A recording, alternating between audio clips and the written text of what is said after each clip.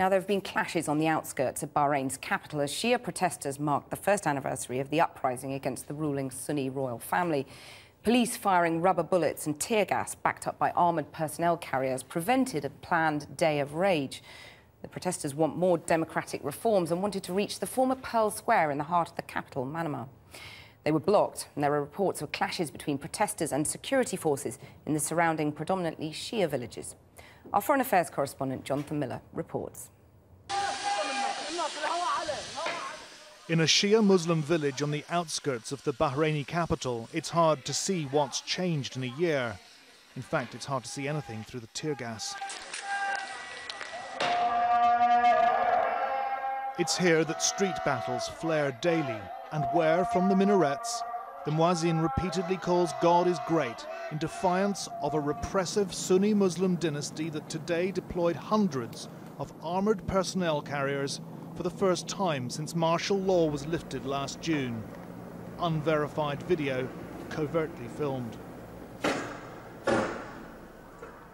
A mobile phone view up an alley in a village just west of the capital appears to show how they were welcomed.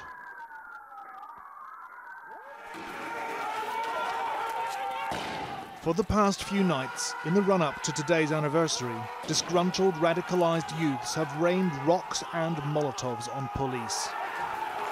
In this nightly frenzy, visceral hatred for the ruling Sunni elite and King Hamad al-Khalifa, who stamped out last year's pro-democracy uprising with Saudi help, in apparent fear of empowering Bahrain's huge Shia majority.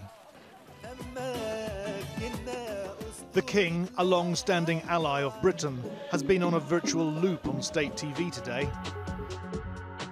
In a message to his people, he reassured his subjects that he'd stick to reforms launched 10 years ago.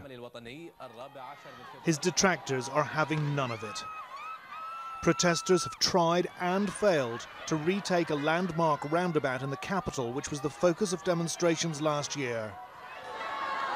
In this Gulf island kingdom, the Arab Spring failed to bud, and demands haven't changed. The people want representative government. There are reports of around 30 arrests today, including prominent human rights activists.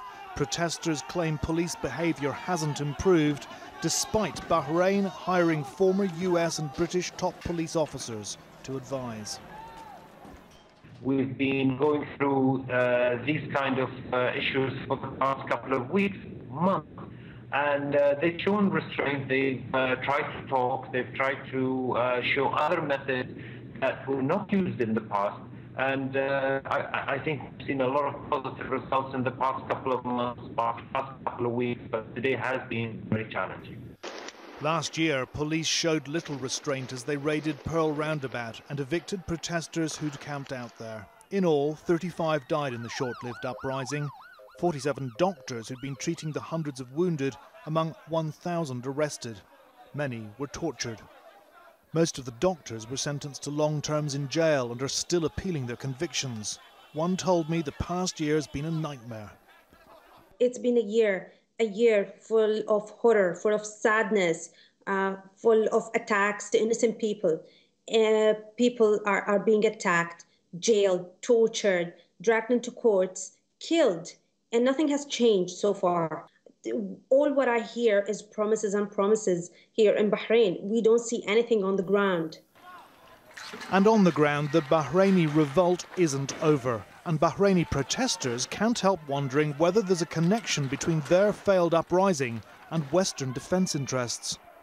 The US Fifth Fleet is based in Bahrain, and Britain's approved the sale of £1 million worth of guns and military equipment to the Gulf Kingdom since the crackdown last year. Well, joining me now in the studio is Fatima Abu Idris, whose cousin was arrested during the protests in Bahrain, and by the Bahraini businesswoman Sarah bin Ashur. Fatima, let me come to you first. You've been personally affected by these latest protests, haven't you? Tell us what happened to your cousin. My cousin is currently under detention, and he was arrested in March. He was released, and now he's arrested again. The charges he faces are stuff like participating in a protest, in a gathering of more than 5 people, He was tortured in prison, released, and he is in detention again. And have you heard from him in the last couple of days? No. You must be deeply worried about it. Of course we are, especially due to the torture that he's been through previously at the fragile age of 17. Sarah bin Ashur, tell us, Fatima's cousin was one of, I think, 3,000 people arrested when the state of emergency was declared, 4,000 private sector employees and civil servants sacked. Reform just isn't realistic under this government, is it? Well, I would like to disagree with that, because we have all witnessed in Bahrain a total destruction to our society and economy in this past year. And I think that we've all been victims of this unpopular uprising. And I do believe that on one hand we have a very unwilling opposition that keeps rebuffing and snubbing any attempt to dialogue or reconciliation. Time after time, these initiatives by government have been, even the Biki report and so on. But who do you blame for this? The protesters or the government being reluctant to reform? Oh, my point was that the government is not reluctant to reform, but we have a very radical opposition party that dominates the political arena, unfortunately, where the moderates and liberals have failed, in my opinion, to partake, and hence has left us with a very radical opposition as the only option. If I may, I mean, the right to self-determination is hardly radical when we are in a situation where torture is systematic, where arrests, arbitrary arrests, continue on a daily basis, where collective punishment happens daily through tear gas and stun grenades. This isn't reform. We've heard of reform. We've heard of it in the 1920s, 30s, 40s, 50s, 60s. Every 10 or so years, there is a new uprising in Bahrain. There is a new reform process, and every 10 or so years, those reforms aren't met with the promises that they promise. Torture, arrests, tear gas, rubber bullets, even today. Yes, it's very unfortunate, and any sort of act of violence is condemned. But there have been acts of violence on both sides, which every Bahraini is in grievance today for society. I believe the solution is not economic or political. I believe that it is a social restructuring, an overhaul of our ideologies, shying away from the problem is that opposition is not a correct representation of our fabric. Our fabric is diverse, it's tolerant. We have an opposition that's dogmatic, undemocratic internally. But realistically, reform can't happen under King Hamad, can it?